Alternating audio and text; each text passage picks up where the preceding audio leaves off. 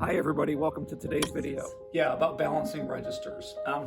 In newer construction, what you are going to find is that your house will probably have a supply register in every room, but then one big main return air register. And this is kind of different than we used to do it in older houses.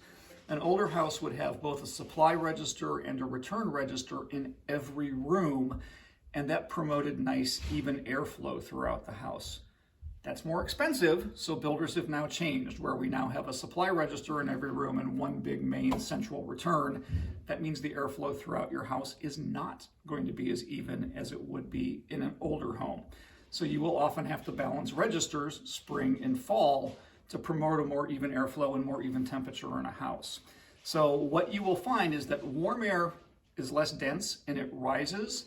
So in the wintertime, if we don't adjust the registers, our upstairs is going to get kind of warm. And then the opposite is true. Cold air is denser and it's harder to force it upstairs. So in spring and summer, our upstairs is going to be warmer than our downstairs.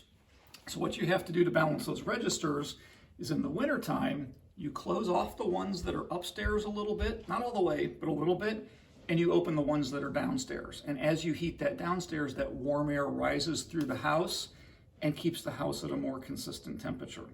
You do exactly the opposite in the springtime. You close off the registers downstairs and open up the registers upstairs to force as much of that cold air upstairs as you can, and then it will naturally kind of tend to fall down through the house and help keep the downstairs cool.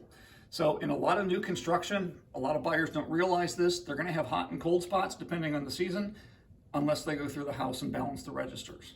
The other thing you can do, which is what we eventually ended up doing in this house a dozen years later, is you can actually zone the system. So way downstairs in my basement, I actually used to have a big manual damper that you'd turn seasonally to either force more cold air upstairs or let more warm air downstairs. When we replaced our HVAC system, we actually zoned it with automatic dampers. So now we added a thermostat, which is a perch for a tiny baby. My youngest child is a little bit odd sometimes.